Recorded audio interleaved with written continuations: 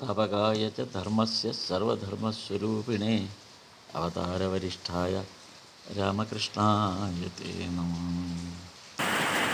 ഇന്ന് വലിയ സന്തോഷമുള്ളൊരു ദിവസമാണ്. കാരണം 10 കൊല്ലമായിട്ട് നടക്കാതിരുന്നൊരു കാര്യം പള്ളിക്കോട് ആശ്രമത്തിൽ വെച്ചാണ് അത് നടക്കുന്നത്. ശ്രീരാമകൃഷ്ണ ഗീത എന്ന് പറയുന്ന ഈ പുസ്തകം ഗൗരവാൻ സ്വാമി 2014 ഇത് പറഞ്ഞത്. 10 വർഷം എടുത്തു അതൊന്ന് സാർത്ഥകമാണ്, അല്ലെങ്കിൽ അത് മെറ്റീരിയലൈസ് ചെയ്യാനായിട്ട് നമുക്ക് 10 വർഷം. അപ്പോൾ അതിനൊരു കാരണം നമ്മുടെ ഈ ഇവിടുത്തെ സത്സംഗത്തിൻ്റെ ഏറ്റവും വലിയ ശക്തിയാണ്. അല്ലെങ്കിൽ നടക്കാനേ പോകുന്നില്ല. അങ്ങനെ 10 കൊല്ലമായിട്ട് വിചാരിച്ചിട്ട് നടന്നില്ല, ശ്രമിക്കാഞ്ഞിട്ടല്ല, നടന്നില്ല. ഭഗവാൻ അത് തീരും. അപ്പോൾ നമ്മുടെ സത്സംഗത്തിനാണ് ആ ഒരു ശക്തി ഉണ്ടാകുന്നത്. വലിയൊരു സന്തോഷമുണ്ടാകുന്നത്. പ്രത്യേകിച്ച് അതിനകത്ത് പ്രഭാകരൻ ഞാൻ തൊടുന്നത്. ഭഗവാന്റെ ആ നിയോഗം പ്രഭാകരൻ ചേട്ടനിലൂടെ നിർവഹിക്കാനാണ് ഭഗവാൻ തീരുമാനിച്ചിരുന്നത്. അതുകൊണ്ട് നമ്മൾ ഇത് പ്രിൻ്റ് ചെയ്തുകൊണ്ട് വന്ന് ഭഗവാൻ സമർപ്പിച്ചു. അടുത്തത് പ്രഭാകരൻ ചേട്ടന് സമർപ്പിക്കുക എന്നുള്ളത്.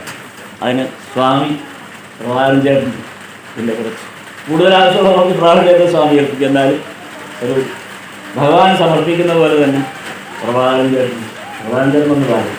ഇതിൻ്റെ ബാക്കി ഭാഗങ്ങളെല്ലാം പിന്നീട് അതിൻ്റേതായ നടപടിക്രമങ്ങളോടെ നടക്കട്ടെ. പക്ഷെ ഇതിനാണ് സ്വാമി പറഞ്ഞ പോലെ ഇതാണ് പ്രധാനം. ഇതിനപ്പുറത്തുള്ളതൊക്കെ വെറുതെ നമുക്കിങ്ങനെ കാണിക്കാനുള്ള കാര്യങ്ങളാണ്. അതിനകത്ത് യാതൊരു അർത്ഥമില്ല. പക്ഷെ ഇത് ശരിക്കും അർത്ഥവത്താകുന്നത് ഈ സന്ദർഭത്തിൽ. അത് വലിയ സന്തോഷമുണ്ട്. മാത്രമല്ല അത് ഭഗവാന്റെ അനുഗ്രഹം നമ്മുടെ പള്ളിക്കോട് ആശ്രമത്തിനുണ്ട് എന്നിപ്പോൾ പറയുന്നത് ശരി കാര്യം. പള്ളിക്കോട് ആശ്രമത്തിൻ്റെ ഉത്ഭവം തന്നെ ഇതാദ്യമായി നിർമ്മിച്ച അല്ലെങ്കിൽ ഇതാദ്യമായി പബ്ലിഷ് ചെയ്ത നിരഞ്ജനാൻ സ്വാമിയുടെ വലിയൊരു ശ്രമത്തിൻ്റെ ഭാഗമായി ഇത് പ്രസിദ്ധീകരിക്കുമ്പോൾ അദ്ദേഹത്തിൻ്റെ ആസ്ഥാനമെന്ന് വേണമെങ്കിൽ പറയാവുന്ന ഈ പള്ളിക്കോട് ആശ്രമത്തിൽ തന്നെയാണ് അതിൻ്റെ അടുത്ത 3ാമത്തെ എഡിഷൻ ഉണ്ടായത് എന്നുള്ളത് വലിയൊരു കാര്യമാണ്. മുമ്പ് നമ്മൾ കുട്ടമത്തിനെ കുറിച്ച് പറഞ്ഞ കാലഘട്ടത്തിൽ ആ സമയത്തൊക്കെ ഇത് പറഞ്ഞതാണ്. അതുകൊണ്ട് ഇത് ആവർത്തിക്കുന്നില്ല. എന്തായാലും ഈശ്വരാനുഗ്രഹം നമ്മുടെ ഈ സത്സംഗത്തിനുണ്ട്. ഈ സത്സംഗം കൂടുതൽ ശക്തി പ്രാപിക്കട്ടെ എന്ന് ആഗ്രഹിക്കുകയാണ്. ഞാൻ വരുന്ന വഴി വിചാരിച്ചിരുന്നു മഴയായതുകൊണ്ട് വളരെ ആൾ കുറയുമോ എന്നുള്ളൊരു ഭയമുണ്ട്. അപ്പോൾ ഭഗവാൻ പറഞ്ഞ പോലെ ഭഗവാന്റെ മുമ്പിൽ 30 പേരെ കിട്ടിയുള്ളൂ. നമുക്ക് അതിൽ കൂടുതൽ ആളുകൾ നമ്മുടെ ഈ ആശ്രമത്തിലേക്ക് വരുന്നു. നമുക്കിനി അടുത്ത നമ്മുടെ പ്രധാന വിഷയത്തിലേക്ക് ഒരു വിഷയം പറയുന്നുണ്ട്. ഞാൻ ഈ പുസ്തക പ്രകാശനം ഇത് യഥാർത്ഥത്തിൽ ഞാനിതിൽ നേരിട്ട് ഒന്നിനും ഇൻവോൾവ് ആയിട്ടില്ല എന്നുള്ളതാണ് വേറൊരു സത്യം. ഇതിനെപ്പറ്റി വിശ്വചേട്ടൻ ഇവിടെ സംസാരിച്ചു. അത് കഴിഞ്ഞ് പ്രഭാകരൻ ചേട്ടൻ ഇതിങ്ങനെ സ്പോൺസർ ചെയ്യാമെന്ന് പറഞ്ഞ കാര്യങ്ങളൊന്നും എനിക്കറിയില്ല. ഞാനിതൊന്നും അറിയുന്നില്ല. ഞാൻ അവസാനമായിട്ട് അറിയുന്നത് ഈ പുസ്തകം കൊണ്ടുവന്നിട്ട് വിശ്വചേട്ടൻ എന്നോട് പറയുകയാണ്, സ്വാമി ഇതൊന്ന് വായിച്ച് നോക്കണം, ഇതിൽ ഒരു കുറിപ്പ് എഴുതി തരണമെന്ന് പറഞ്ഞു. അപ്പോഴാണ് ഞാൻ അറിയുന്നത് ഇതിങ്ങനെ പബ്ലിഷ് ചെയ്യാൻ പോവുകയാണെന്ന്. അത് പ്രഭാകരൻ ചേട്ടന് അത് മുഴുവൻ സ്പോൺസർ ചെയ്യുകയും അത് വിറ്റ് കിട്ടുന്ന പൈസ മുഴുവനും പള്ളിക്കോട് ആശ്രമത്തിനുള്ളതാണ്. അപ്പോൾ ഇവിടെ നമ്മൾ ഓർക്കേണ്ട ഒരു പ്രത്യേക കാര്യം, വിശേഷിച്ചും പത്തനംതിട്ട ജില്ലക്കാർ ഓർക്കേണ്ട ഒരു പ്രധാന കാര്യമുണ്ട്. ഞാൻ ഈ കഴിഞ്ഞ ദിവസങ്ങളിൽ ഞാൻ നിലമ്പൂർ പോയിരുന്നു. അവിടെ KR ഭാസ്കരൻ പിള്ള എന്ന് പറയുന്നത് തിരുവല്ല സ്വദേശിയായ ഒരാൾ. അദ്ദേഹത്തിന് അവിടെ ഒരു വലിയ സ്ഥാപനമാണ്. അതായത് LKG മുതൽ MCA വരെയുള്ള കോഴ്സുകൾ, BEd ഉൾപ്പെടെ MCA വരെ കോഴ്സുകൾ നടത്തുന്ന ഒരു സ്ഥാപനം. 7000 ചില്ലാനം കുട്ടികൾ പഠിക്കുന്നത്. 17 ബസ്സുണ്ട്. ഏതാണ്ട് 30 ഏക്കറോളം ഭൂമിയുണ്ട്. ഇതെല്ലാം കൂടി അദ്ദേഹം വേലുമണത്തിലേക്ക് ഒരു കത്ത് എഴുതി, ഞാനും എൻ്റെ ഭാര്യയും ഞങ്ങൾ 2 പേരാണ് ഇതിൻ്റെ ട്രസ്റ്റിമാർ, വേറെ ആരുമില്ല, ഞങ്ങളിത് മുഴുവൻ വേലുമണത്തിന് പൂർണ്ണമായും ഫ്രീ ആയി വിട്ടു തന്നേക്കാം എന്ന് അദ്ദേഹം കത്തെഴുതി. കംപ്ലീറ്റ് ഫ്രീ ആയിട്ടാണ്. ഇഷ്ടം പോലെ പണമുണ്ട് അവിടെ. വസ്തു ഞാൻ പറഞ്ഞു 30 ഏക്കറിൽ അവരുടെ ഓഡിറ്റോറിയം കണ്ട് അതിശയിച്ചു പോകും. കംപ്ലീറ്റ് AC ആയ ഓഡിറ്റോറിയം. ആ ക്യാമ്പസിനകത്ത് പോയി കഴിഞ്ഞാൽ നമ്മളൊരു വലിയ ഏതോ ഒരു പ്രസ്ഥാനത്തിനകത്താണ് ചെന്ന് എത്ര നല്ല ഗാർഡൻ, ഗ്രൗണ്ട്, എല്ലാ സൗകര്യങ്ങളും, എല്ലാത്തിനും വിവേകാനന്ദ കോളേജ്, വിവേകാനന്ദ സ്കൂൾ, എല്ലാം വിവേകാനന്ദ എന്ന് പേരിട്ടിരിക്കുന്ന സ്ഥാപനം. പെരുമ്പളത്തിലേക്ക് കത്തെഴുതി ഇത് ഏറ്റെടുക്കണം. മറുപടി വന്നു, ഞങ്ങൾക്ക് ആളില്ല, ഞങ്ങൾക്ക് ഇത് ഏറ്റെടുക്കാൻ പറ്റില്ല. പക്ഷേ എനിക്കറിയില്ല പള്ളിക്കോട് എങ്ങനെയാണ് പെരുമ്പട അക്സെപ്റ്റ് ചെയ്തത്. ഫണ്ടില്ല, സ്ഥലമില്ല, കെട്ടിടങ്ങളില്ല, ഒന്നുമില്ല. ഇന്ന് 2 സ്വാമിമാർ താമസിക്കുക എന്ന് പറയുന്നത് തന്നെ ബുദ്ധിമുട്ടാണ്. സാമ്പത്തികമായും നമ്മൾ വളരെ പിന്നോക്കം തന്നെയാണ്, ഇല്ല എന്ന് പറയാൻ പറ്റില്ല. ഇനി ഇതെല്ലാം ഡെവലപ്പ് ചെയ്ത് വരണം ഇവിടെ. അവിടെ ഇതെല്ലാം ഡെവലപ്പ് ചെയ്ത് കഴിഞ്ഞ സ്ഥാനമാണ്. പക്ഷേ കഴിഞ്ഞ ദിവസം രാംദേവ് പറയാറ്, ഞങ്ങൾ പല പ്രാവശ്യം എഴുതിയിട്ടുണ്ട്, ഒരിക്കലും വേലുപടത്തിൽ നിന്ന് ഇതെടുക്കില്ല എന്ന് പറഞ്ഞൊരു മറുപടി വന്നിട്ടില്ല. അപ്പോൾ അത് ഭഗവാന്റെ ഇച്ഛയാണ് ഈ ആശ്രമവും. ഇപ്പം ഇനി അത് വളർത്തേണ്ടത് നാട്ടുകാരാണ്, ഈ നാട്ടിലുള്ളവരാണ്. കാരണം ഇതിൻ്റെ വളർച്ച എന്ന് പറയുന്നത് നാടിൻ്റെ വളർച്ചയാണ്, അത് ചെറിയ വളർച്ചയല്ല. കാരണം ഇപ്പം തന്നെ ഇവിടെ കേരളത്തിന് പുറത്തുള്ള എത്രയോ ആളുകൾ ഇവിടെ വരുന്നു, അവരിവിടെ താമസിക്കുന്നു, താഴൂർ അമ്പലത്തിൽ പോകുന്നു, ഇവിടെ പത്മനാഭസ്വാമി ക്ഷേത്രത്തിലും അതുപോലെ ഇവിടെയൊക്കെ അവർ പോവുകയും കാണുകയും ദർശനം നടത്തുകയും ചെയ്യുമ്പോൾ സ്വാഭാവികമായി. പക്ഷേ കേരളത്തിൽ നിന്ന് പുറത്തുള്ളവരാണ്, കേരളത്തിനകത്തുള്ളവരല്ല, അകത്തുള്ളവരും ഉണ്ട്. അല്ലാതെ കഴിഞ്ഞ ദിവസം ഇവിടെ ഒരു സ്വാമി ഉണ്ടായിരുന്നു, അദ്ദേഹം നാരായണപൂരിലാണ് ഉള്ളത്. അദ്ദേഹം താഴൂർ അമ്പലത്തിൽ പോയിട്ട് വന്നിട്ട് എന്നോട് ഒരു അട്രാക്ഷനാണ് ആ ക്ഷേത്രം. ഒരു സ്വാമി പറഞ്ഞ വാക്കാണ്. അപ്പോൾ ഇത് ഇനി പ്രശസ്തിയിലേക്ക് തന്നെ പോകണം, അതിനെല്ലാവരുടെയും സഹകരണം ഉണ്ടാവും. അത് നാട്ടുകാർ ഒത്തൊരുമിച്ച് നിന്നാൽ മാത്രമേ അത് സാധിക്കൂ. അതിൻ്റെ ആദ്യപടിയായി ഭഗവാന്റെ പൂർണ്ണമായ അനുഗ്രഹത്തോടുകൂടി നടന്ന ഒരു സംഭവമാണ് ഈ പുസ്തക പ്രകാശനം. ഇവിടെ അത് കൃത്യമായി നടന്നിരിക്കുന്നു. കാര്യം ഭക്തന്മാരുടെ മുമ്പിൽ വേണമല്ലോ അത് പ്രകാശനം ചെയ്യുക. ഇത് കഴിഞ്ഞ് പിന്നെ നമുക്ക് പരസ്യം വേണം, ആളുകളൊക്കെ അറിയണം. അത് നമ്മൾ വേറെ നടത്തുന്നുണ്ടാവും, വേറെ ഫങ്ഷൻ. പക്ഷെ യഥാർത്ഥ പ്രകാശനം ശ്രീരാമകൃഷ്ണ ഭക്തന്മാരുടെ മുമ്പിൽ അതിവിടെയാണ് നടന്നത്. ഇനി മറ്റൊരു കാര്യം എന്ന് വെച്ച് കഴിഞ്ഞാൽ തൃശ്ശൂർ രാമകൃഷ്ണാശ്രമം, ഞാനവിടെ സ്വാമിയോട് പറഞ്ഞു, ഞങ്ങളിങ്ങനെ ഒരു പുസ്തകം പബ്ലിഷ് ചെയ്യുന്നുണ്ട്. അത് രാമകൃഷ്ണ മഠം, നമ്മുടെ ആശ്രമം നേരിട്ടല്ല ചെയ്യുന്നത്, അവിടുത്തെ പഴയ ട്രസ്റ്റാണിത് പബ്ലിഷ് ചെയ്യുന്നത്. അത് ഇതുപോലെ പ്രഭാരം ചേർത്ത് സ്പോൺസർ കാര്യങ്ങളൊക്കെ ഞാൻ പറഞ്ഞു. ഞങ്ങളിത് അവിടെ വെച്ചിരുന്നാൽ പുസ്തക കച്ചവടം നടക്കുകയില്ല. അപ്പോൾ സ്വാമി പറഞ്ഞു, വേറെ ഒരു കാര്യം ചെയ്തോളൂ, അത് ഇനി തൃശ്ശൂർ തന്നോളൂ, ഒരു ലെറ്ററും കൂടെ തരണം, ഇങ്ങനെ ഇത്രയും കോപ്പി ഞങ്ങൾ തരുമെന്ന് പറഞ്ഞു. ഇവിടെ തന്നോളൂ, ഞങ്ങളത് ഇവിടുന്ന് ഈ ബുക്സ്റ്റാളുകൾക്കൊക്കെ അയച്ചു കൊടുക്കാം എന്ന് എന്നോട് പറയുകയും, ഇനിയിപ്പോൾ ഇത് മുഴുവൻ തൃശ്ശൂരാണ് എത്തിക്കേണ്ടത്. എനിവേ അതിന് സമയമുണ്ട്.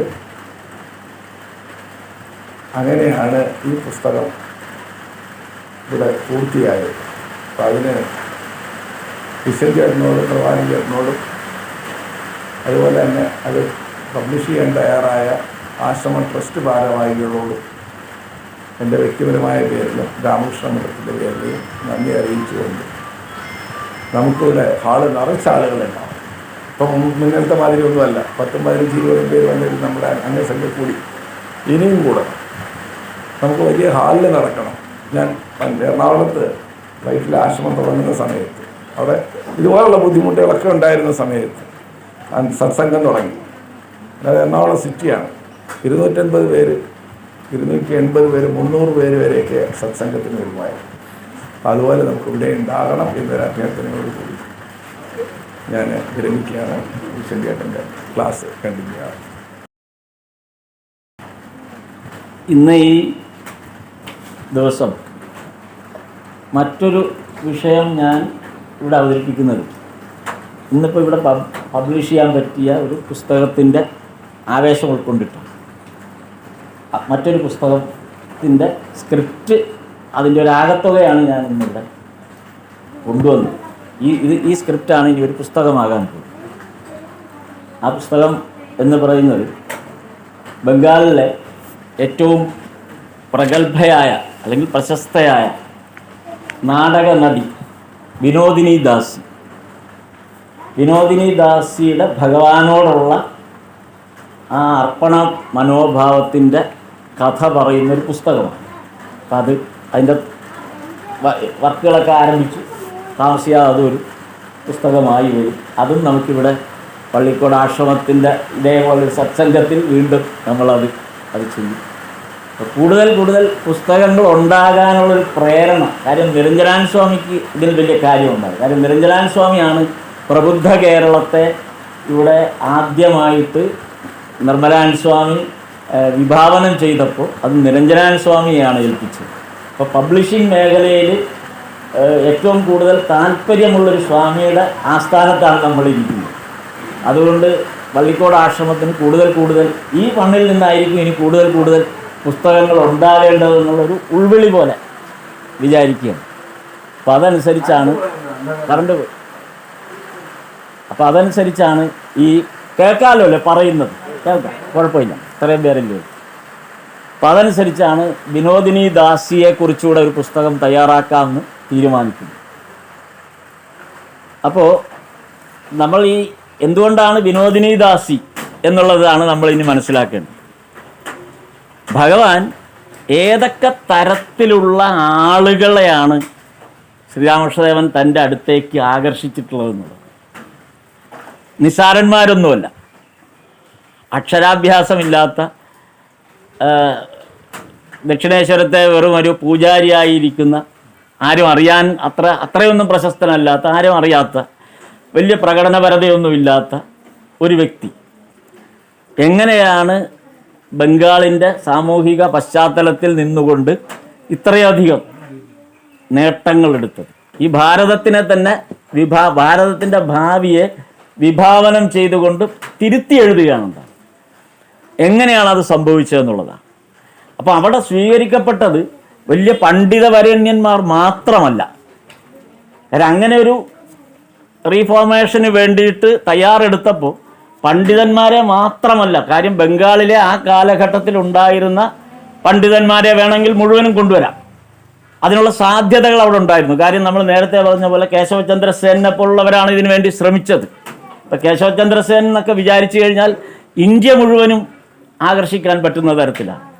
അതിൻ്റെ ഏറ്റവും വലിയ തെളിവാണ് സ്വാമിജി വിവേകാനന്ദ സ്വാമി കേരളത്തിൽ വന്നപ്പോൾ ആദ്യമായിട്ട് തിരുവനന്തപുരത്ത് വരുമ്പോൾ തിരുവനന്തപുരത്തുകാരെല്ലാം വിവേകാനന്ദ സ്വാമിയെ സ്വീകരിക്കുന്നത് ഈ വന്നിരിക്കുന്നത് വിവേകാനന്ദ സ്വാമി എന്നറിഞ്ഞിട്ടല്ല, ഒരു കാവി ഉടുത്ത സന്യാസി എന്ന് മാത്രമേ അവർക്കറിയാവൂ. ഇപ്പോൾ തിരുവനന്തപുരത്തെ ഏറ്റവും വലിയ പണ്ഡിത വിഭാഗങ്ങൾ എല്ലാവരും കൂടെ ചേർന്ന് സ്വാമിക്ക് അവിടെ ഒരു ആതിഥ്യം അരുളിയപ്പോൾ അത് വിവേകാനന്ദനാണെന്നോ ഇദ്ദേഹം ഒരു വലിയ സന്യാസിയാണെന്നോ ഒന്നും അറിഞ്ഞിട്ടല്ല, ബംഗാളിൽ നിന്ന് വന്ന ഒരു സന്യാസി എന്നുള്ളതായിരുന്നു അവർ കൊടുത്ത പരിഗണന. ഇതവർ പറയുകയും ചെയ്തു സ്വാമിയോട്, ബംഗാളിൽ നിന്നൊരു സന്യാസി വന്നു എന്നുള്ളത് കൊണ്ടാണ് ഞങ്ങൾ അങ്ങയെ ആദരിക്കുന്നതെന്നുള്ളത്. അപ്പോൾ വിവേകാനന്ദ സ്വാമി എന്താണ് ധരിച്ചത്? ശ്രീരാമകൃഷ്ണ പരമഹംസനെ അറിഞ്ഞിട്ടാണ് ഇവർ ഈ സ്വീകരണം തരുന്നതെന്നാണ് വിചാരിച്ചത്. അപ്പോൾ അടുത്ത വാക്ക് കേട്ടതോടുകൂടി സ്വാമിജി തളർന്നു പോയി. കേശവചന്ദ്രസേൻ്റെ നാട്ടിൽ നിന്നായതുകൊണ്ടാണ്. ശ്രീരാമകൃഷ്ണൻ എന്നുള്ള വാക്ക് പോലും അവർ കേട്ടിട്ടില്ല. കേശവചന്ദ്രസേൻ്റെ നാട്ടിൽ നിന്നാണ് എന്ന് അറിഞ്ഞതുകൊണ്ടാണ് ഈ യുവ സന്യാസിയെ സ്വീകരിക്കുന്നതെന്ന്. അപ്പം അന്ന് പ്രഭാഷണം നടത്തിയപ്പോൾ സ്വാമിജി പറഞ്ഞു, നിങ്ങൾ കേശവചന്ദ്രസേനെ എത്രമാത്രം അറിഞ്ഞിട്ടുണ്ടോ അതിൻ്റെ 1000 മടങ്ങാണ് ശ്രീരാമകൃഷ്ണ പരമഹംസർ. ഈ പ്രസ്താവന കേട്ടപ്പോൾ അന്ന് അവിടെ കൂടിയിരുന്നവരെല്ലാം പെട്ടെന്ന് അത്ഭുതപ്പെട്ടു പോയി. കാര്യം അവരന്ന് 1893 സ്വാമിജി ചിക്കാഗോ പ്രസംഗം നടത്തുന്നത്. 1892 സ്വാമിജി കേരളത്തിൽ എത്തിയത്. വന്ന് കന്യാകുമാരിയിലിരുന്ന് പാറയിലിരുന്ന് ധ്യാനിച്ച ശേഷം പിന്നെ പോകുന്നതാണ് ചിക്കാഗോയിലേക്ക്. അപ്പോൾ ചിക്കാഗോയിലേക്ക് പോയി ലോകപ്രശസ്തി നേടിയ ശേഷമാണ് യഥാർത്ഥത്തിൽ സ്വാമി വിവേകാനന്ദനെക്കുറിച്ച് ഇന്ത്യ അറിയുന്നത് അല്ലെങ്കിൽ മനസ്സിലാക്കുന്നത്. അപ്പോഴാണ് ഈ തിരുവനന്തപുരത്തുകാരും മനസ്സിലാക്കിയത് തങ്ങൾ സ്വീകരിച്ച വിവേകാനന്ദൻ ആരാണെന്നുള്ളത്. അപ്പോഴേ അവർക്കും മനസ്സിലായുള്ളൂ. പിന്നീട് രാമകൃഷ്ണൻ സ്വാമി ഇവിടെ വരുന്നതോടുകൂടിയാണ് ശ്രീരാമകൃഷ്ണ പ്രസ്ഥാനത്തിനൊരു തുടക്കമുണ്ടാകുന്നത്. അത് 1904 രാമകൃഷ്ണൻ സ്വാമി ആദ്യമായിട്ട് തിരുവനന്തപുരത്ത് വരുന്നത് 1904. അത് വരാൻ കാരണം കാളീപദ ഘോഷ് അദ്ദേഹത്തെ തിരുവനന്തപുരത്ത് കൊണ്ടുവന്നതുകൊണ്ടാണ്. കാളീപദ ഘോഷിനെ നമുക്കറിയാം, ശ്രീരാമകൃഷ്ണദേവൻ ഏറ്റവും കൂടുതൽ മാറ്റിയെടുത്ത ആളാണ്. 20 കൊല്ലക്കാലമാണ് കാളീപദ ഘോഷിൻ്റെ മദ്യപാനം നിർത്തണം എന്നാവശ്യപ്പെട്ടുകൊണ്ട് ഭാര്യ ശ്രീരാമകൃഷ്ണദേവൻ്റെ അടുത്ത് വരുന്നത്. 20 കൊല്ലം. ഈ 20 കൊല്ലവും ശ്രീരാമകൃഷ്ണദേവൻ ഇത് കേട്ടുകൊണ്ടിരുന്നതല്ലാതെ ഒന്നും പറഞ്ഞില്ല, തിരിച്ചു പറഞ്ഞില്ല. വരുമ്പോഴെല്ലാം പറയും, നീ ശാരദാദേവിയുടെ അടുത്ത് പറ എന്ന് പറയും. ശാരദാദേവിയുടെ അടുത്ത് എന്ന് പറയുമ്പോൾ പറയും ശ്രീരാമകൃഷ്ണദേവനോട് പറയാൻ പറയും. ഈ അങ്ങോട്ടും ഇങ്ങോട്ടും പറഞ്ഞു വിടുന്നതല്ലാതെ ഇതിനൊരു നീക്കുപോക്കുണ്ടാകുന്നത്. അങ്ങനെ 20 കൊല്ലത്തിന് ശേഷമാണ് കാളീപദ ഘോഷ് ശ്രീരാമകൃഷ്ണദേവൻ്റെ അടുത്ത് വരുന്നത്. അത്ര വലിയൊരു മഹാനായ ആൾ ഈ കൽക്കട്ടയിലുണ്ടോ, എന്നാലൊന്ന് അറിയണമല്ലോ എന്നും പറഞ്ഞാണ് കാളീപദ ഘോഷ് വരുന്നത്. അപ്പോൾ കാളീപദ ഘോഷ് മുഴുവൻ സമയവും മദ്യപാനിയാണ്. അപ്പോൾ ശ്രീരാമകൃഷ്ണദേവൻ്റെ അടുത്ത് എന്നിട്ട് ചോദിച്ചു, അങ്ങേ ഞാൻ പരിചയപ്പെടാൻ വന്നതാണ്, എനിക്ക് ആവശ്യം മദ്യമാണെന്ന് പറഞ്ഞു. അപ്പോൾ പറഞ്ഞു, ഇവിടെ നിനക്ക് താങ്ങാൻ പറ്റില്ല, ഞാൻ തരുന്ന മദ്യം താങ്ങാൻ പറ്റില്ല എന്ന് പറഞ്ഞു. അപ്പോൾ കാളീപദ ഘോഷ് വിചാരിച്ചു ഇത് വല്ല ഫോറിൻ മദ്യമായിരിക്കും, അതിനുകൊണ്ടാണല്ലോ ഇത്രയും വില കൂടിയ മദ്യമുള്ള സ്ഥലമായിരിക്കും, എന്നാൽ അത് തരാൻ പറഞ്ഞു, വില കൂടിയ മദ്യം. അങ്ങനെയാണ് ആദ്യമായിട്ട് കാളീപദ ഘോഷ് ശ്രീരാമകൃഷ്ണദേവനെ കാണുന്നതും അടുക്കുന്നതും. പിന്നീട് കാളീപദ ഘോഷിലുണ്ടായ മാറ്റം വലിയൊരു, ആ മനുഷ്യനിലുണ്ടായ ചേഞ്ച് വലിയൊരു ചേഞ്ചാണ്. ഇന്ത്യയിലെ ബ്രിട്ടീഷുകാരുടെ കമ്പനിയുടെ ഏറ്റവും വലിയ ഡയറക്ടറായി അദ്ദേഹം ഇന്ത്യയിലെ ഡയറക്ടറായിട്ട് മാറുകയാണ് പിന്നീട് ആ ജീവിതം. അതിൻ്റെ ഭാഗമായിട്ടാണ് തിരുവനന്തപുരത്ത് അദ്ദേഹം വന്നുകൊണ്ടിരുന്നത്. അങ്ങനെ തിരുവനന്തപുരത്ത് വന്ന കാലത്താണ് രാമകൃഷ്ണൻ സ്വാമിയെ തിരുവനന്തപുരത്തേക്ക് വരുത്തുന്നത് 1904. അതേപോലെ നമ്മുടെ നെട്ടയം ആശ്രമത്തിന് രൂപരേഖ വരച്ചത് കാളീപദ ഘോഷിൻ്റെ മകനാണ്. അത് രാമകൃഷ്ണൻ സ്വാമി വന്നതിന് ശേഷം ബ്രഹ്മാൻ സ്വാമിയെ കൊണ്ടുവന്ന് തറക്കല്ലിടിക്കുന്നതൊക്കെ സന്ദർഭം ഉണ്ടായപ്പോൾ ഈ കാളീപദ ഘോഷിൻ്റെ മകനാണ് നെട്ടയം, ഇന്ന് നമ്മൾ കാണുന്ന ആ നെട്ടയം ആശ്രമത്തിൻ്റെ രൂപരേഖ പ്ലാൻ വരച്ചത്. പക്ഷേ രാമകൃഷ്ണൻ സ്വാമി ബ്രഹ്മാൻ സ്വാമി തറക്കല്ലിട്ടെങ്കിലും ബ്രഹ്മാൻ സ്വാമിയുടെയും കാലശേഷം കാളീപദ ഘോഷിൻ്റെ മകൻ്റെയും കാലശേഷം കാളീപദ ഘോഷിൻ്റെയും കാലശേഷമൊക്കെ വളരെ വൈകിയാണ് അവസാനം നെട്ടയം ആശ്രമം ഉണ്ടായത്. കുറേ ഡിലേ വന്നു അതിന്. അപ്പം അങ്ങനെയുള്ള ഒരു, ഞാൻ പറഞ്ഞു വന്നത്, അപ്പോൾ ആ തരത്തിൽ ഒരു ശ്രീരാമകൃഷ്ണദേവനെ കുറിച്ചിട്ട് ഇപ്പോൾ വിവേകാനന്ദ സ്വാമിയുടെ വിശ്വവിജയി ആകുന്നതിന് ശേഷം ഉണ്ടാകുന്നതിന് മുൻപാണ് യഥാർത്ഥത്തിൽ ബംഗാളിൽ അവിടുത്തെ സമൂഹം മുഴുവനും ശ്രീരാമകൃഷ്ണദേവനെ തിരിച്ചറിയാനായിട്ട് ശ്രമം നടത്തുന്നത്. അപ്പോൾ അവിടെ വന്നിരിക്കുന്നവരിൽ ഒന്ന് ബങ്കിം ചന്ദ്ര ചാറ്റർജിയെ പോലുള്ളവരാണ്. നമുക്ക് ഏറ്റവും ഇന്ത്യയിലെ ഏറ്റവും വലിയ മഹാനായ കവി എന്ന് പേരെടുത്തിട്ടുള്ള ബങ്കിം ചന്ദ്ര ചാറ്റർജി ശ്രീരാമകൃഷ്ണദേവനെ കാണാൻ വന്ന കൂട്ടത്തിലുള്ള ആളാണ്. ഇങ്ങനെ ഓരോരുത്തർ, ഈ വന്നിരിക്കുന്ന ഓരോരുത്തരെ എടുത്താലും, ശ്രീരാമകൃഷ്ണദേവൻ്റെ അടുത്ത് വന്ന ഓരോരുത്തരെ എടുത്താലും, അതിൽ സമൂഹത്തിലെ ഏറ്റവും ഉന്നത ശ്രേണിയിൽപ്പെട്ടവർ മുതൽ ഏറ്റവും താഴെ നിലയിലുള്ള സാധാരണക്കാർ വരെ നിരന്തരമുണ്ടായി. അപ്പം അങ്ങനെയുള്ള ഒരു വലിയ സമൂഹത്തിൻ്റെ ഭാഗമായി വരുന്നതാണ് ഈ നടിയുടെ കഥ വരുന്നത്. ഈ നമ്മുടെ വിനോദിനി ദാസി എന്ന് പറയുന്ന ആ നടി, നാടക നടിയുടെ, വിനോദിനി ദാസിയുടെ ഒരു പ്രത്യേകത എന്ന് വെച്ചാൽ ശ്രീരാമകൃഷ്ണദേവനെ 2 തവണയെ വിനോദിനി ദാസി കണ്ടിട്ടുള്ളൂ. 2 തവണ. ആദ്യത്തെ തവണ ഒരു നാടകത്തിൽ ഗൗരാംഗൻ്റെ റോൾ അഭിനയിക്കുന്നത് വിനോദിനി ദാസിയായി. മഹാവിഷ്ണുവിൻ്റെ അവതാരമായ ഗൗരാംഗൻ്റെ റോൾ അഭിനയിക്കുന്നത്, ആ നാടകത്തിൽ അഭിനയിക്കുന്നത് വിനോദിനി ദാസിയായി.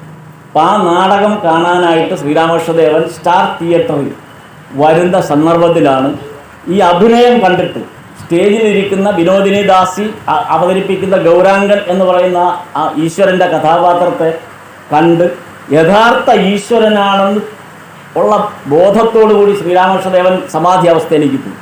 മാത്രമല്ല ബോക്സ് ഓഫീസിൽ ശ്രീരാമകൃഷ്ണദേവന് പ്രത്യേകം സീറ്റൊക്കെ അറേഞ്ച് ചെയ്തിരുന്നു. അവിടെ എഴുന്നേറ്റ് നിന്നുകൊണ്ട് ശ്രീരാമകൃഷ്ണദേവൻ നൃത്തം ചെയ്യാൻ തുടങ്ങി ഈ നാടകം കണ്ട്.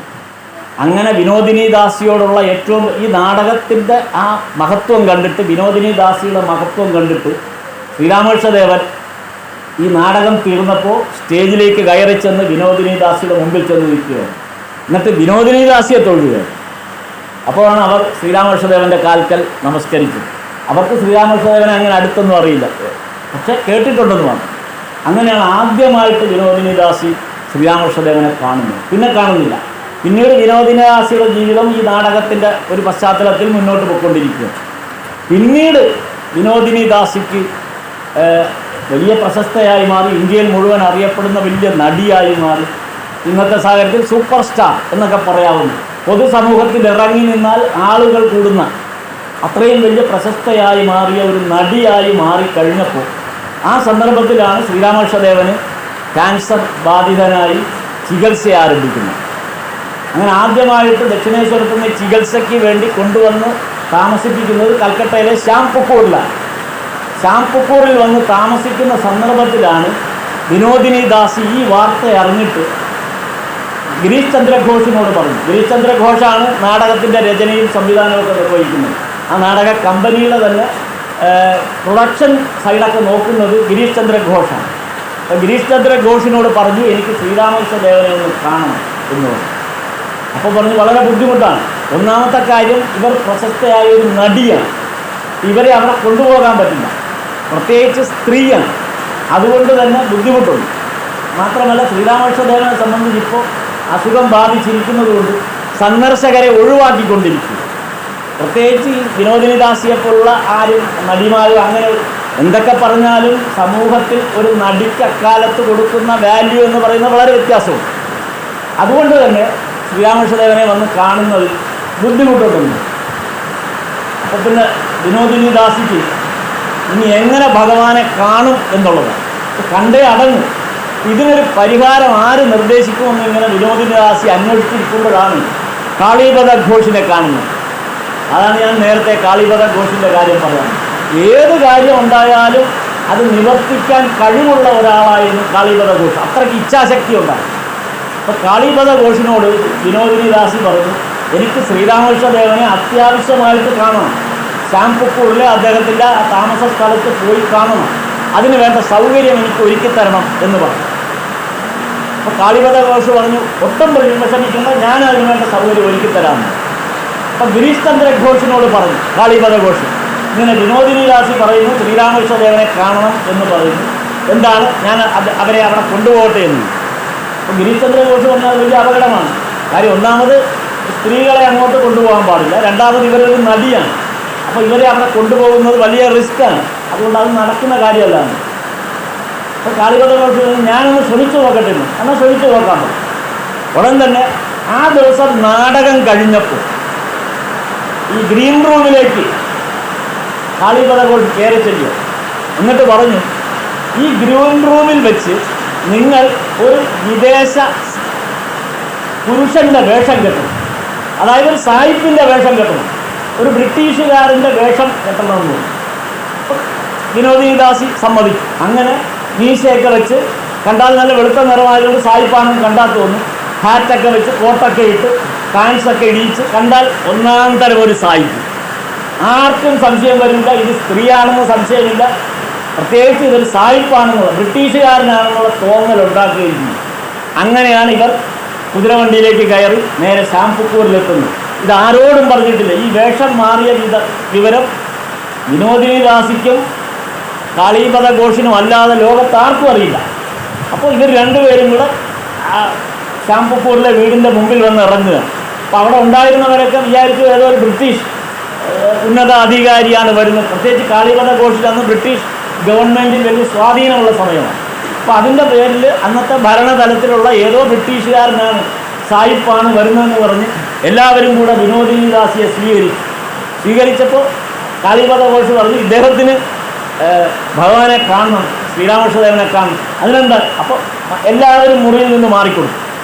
അത് ഇവർക്ക് സായിപ്പ് വന്നതുകൊണ്ട് ബാക്കി എല്ലാവരെയും മുറിയിൽ നിന്ന് മാറി. അങ്ങനെ ഏകയായി ഇവരെ മാത്രം ആ മുറിയിലേക്ക് കടത്തുന്നു. ഇവരാ മുറിയിൽ ചെന്ന് ഭഗവാനെ കണ്ട് തൊഴുത് കാര്യങ്ങളൊക്കെ പരസ്പരം ഭഗവാൻ ഇവരോട് എന്തൊക്കെയൊക്കെ കാര്യങ്ങളൊക്കെ സംസാരിച്ചു.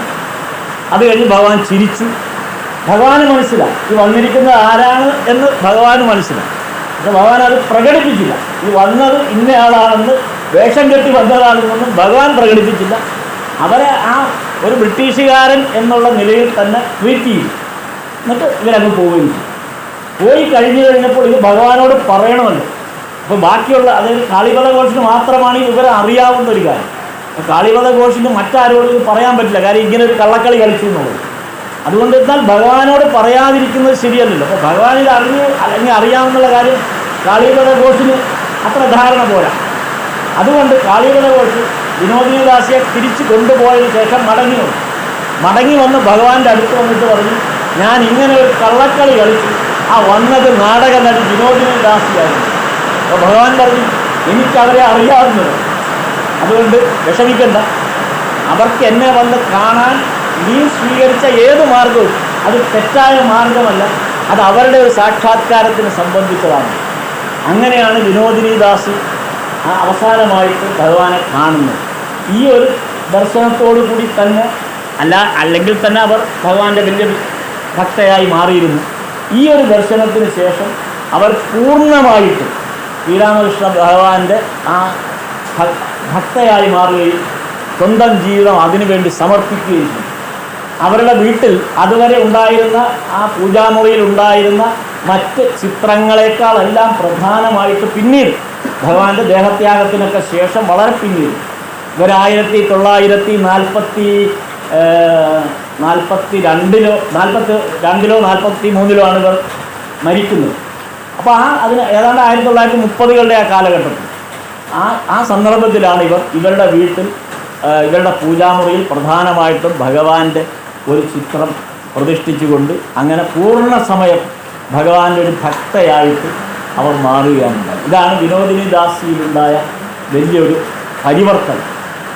ഇത് പറയുന്നതിൻ്റെ കാരണം ശ്രീരാമകൃഷ്ണദേവൻ എങ്ങനെയാണ് ഓരോ സമൂഹത്തിൽ ഓരോ വ്യക്തിത്വങ്ങളെയും എങ്ങനെയാണ് സ്വീകരിക്കുന്നത് എന്നുള്ളതിൻ്റെ അടിസ്ഥാനത്തിൽ